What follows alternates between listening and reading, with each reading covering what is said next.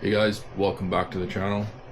Hey, so I'm working on this my project here, my Suzuki. Gonna give you a little update. It's been a while. Haven't had much time to work on it, so that's why we've been haven't posted anything for a while. But yeah, we're been doing some drawing. I'm gonna basically make some frame plates and did some shifter work, which I'll show you, and we've done a few other things.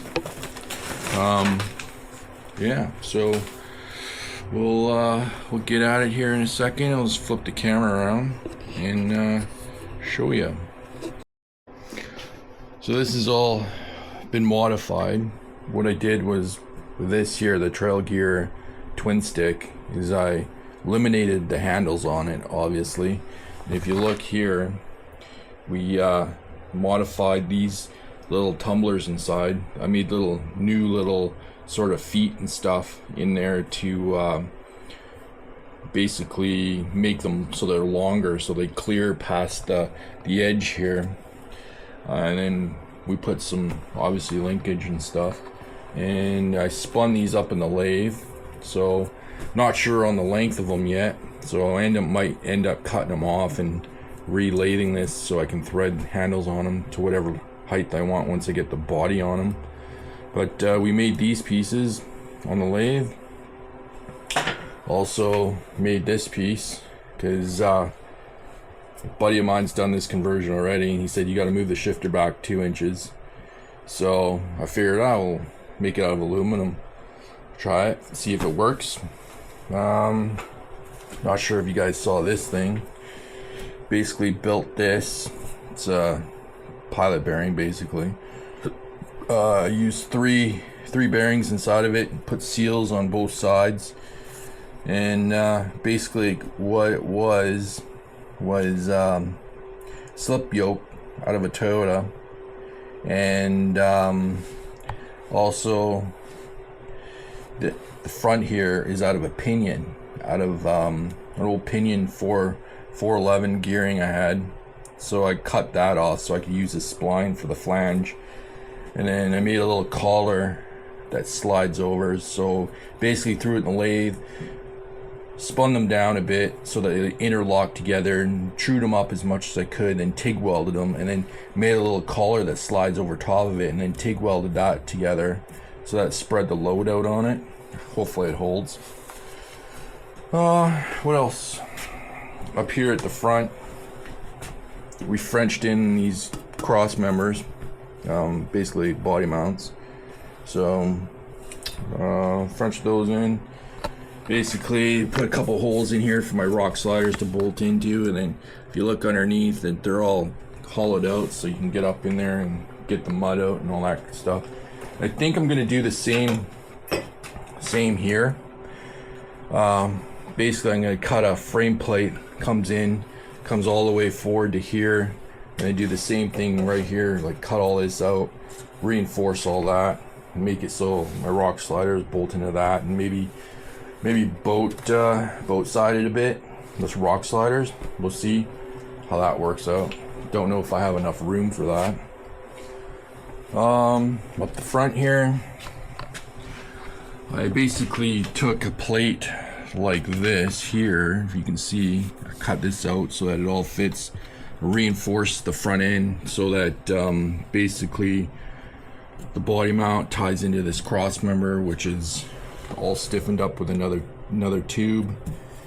So it looks like that here, all welded in to reinforce it so when the winch, doesn't pull it all apart, because the stuff that's in here looks like this here. It's like super thin shit. Anyway, and also I had to basically cut this over as tight as I could to fit in an aluminum rad I picked up, which is from it's supposed to fit a Vitara.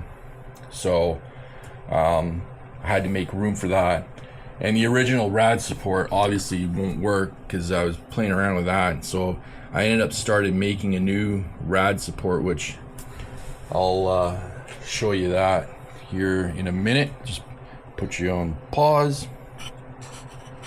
So this is basically the rad support. It's just some 2-inch angle pattern cut so that this will tie into the round cross member up front. I made a new rubber tab there. The top here, just basically bolted it in. So really not, pretty simple. Basically I think I'm gonna have to clearance this here around the steering box. So I'll have to probably reinforce this a bit. But I'm not going to install this onto the frame until I get the body back on, because I don't only want to weld it in once. I don't want to have to move it again. The other thing I got going on is because I'm putting rad flow coilovers. We made this. This is going to be kind of awkward. Maybe I'll get back to you. Hold it. I'll get back to you in a sec. Lay it out. So this is a cardboard template that I made on my plasma table with a felt pen, and I just cut it all out because I only like cutting steel at once. So I'm gonna sit on here like this. So, but I'm not sure about the offset of the shock. I might have to play around with that a bit. And the other thing is the clearance of the frame when it all flexes out. So basically I'm almost 19 inches up to the top here, but where the shock sits, it's around, I think around 15 inches is basically the bottom of the frame. So we'll I don't know how this is gonna go, but this is what the plan is, I think. Obviously this folds over, and then I was thinking at the top here, when it's bent over, is there's 4 bolt holes in it, and then I'm gonna run a plate and then a bar over to tie it into the other side. And then obviously on the sides here, it's all plated all the way back so that it picks up the other side of the frame as like a gusset. So I think it's gonna be pretty freaking strong. Just the only part I'm worried about is it flexing into this frame, if there's enough clearance for the coilover. So it's the only thing I'm kind of worried about. So we might have to play with the offset a bit of this coilover, move it in, but I don't know. Won't know until we get one made, I guess. Anyway, we'll get back to you here in a bit. So here's a better view of everything. You can see how it fits. Like I said, kind of worried about the offset down here from the top looking down, but I'm pretty sure it's gonna work, but might have to build like maybe an offset bracket down there, maybe, possibly, but we'll see. Anyway, so that's that.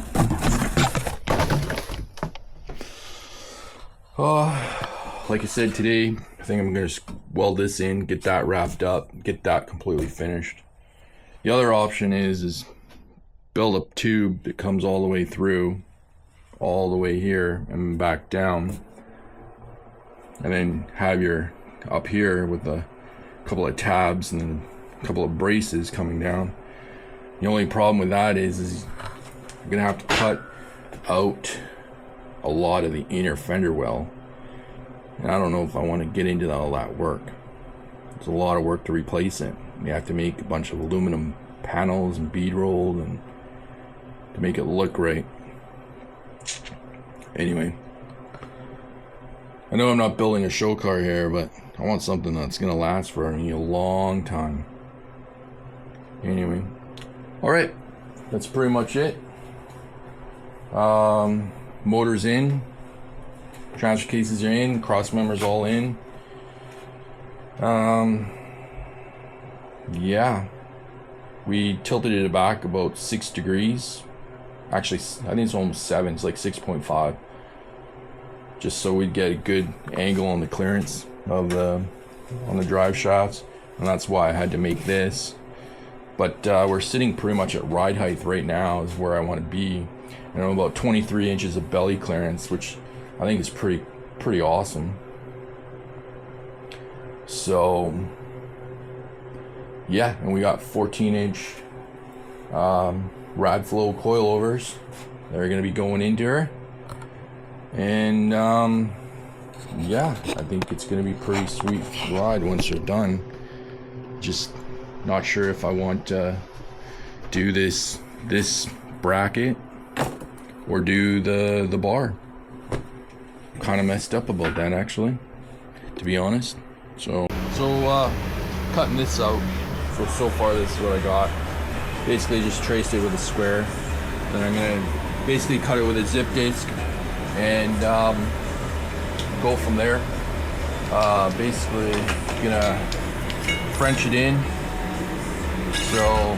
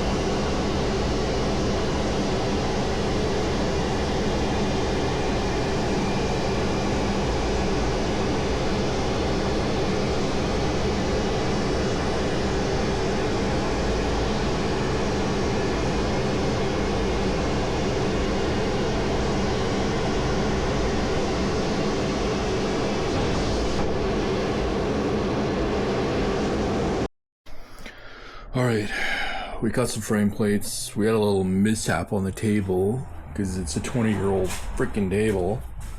Anyway, here's the inside of the frame plates. So here's the outside. Still have to kind of like weld it in stuff. So my idea is take this here and basically put it on here like something like that, and then see how close it is to the tire there. Lots of room though, but I'm gonna round off this corner. As you can see, I'm gonna round that off right here. So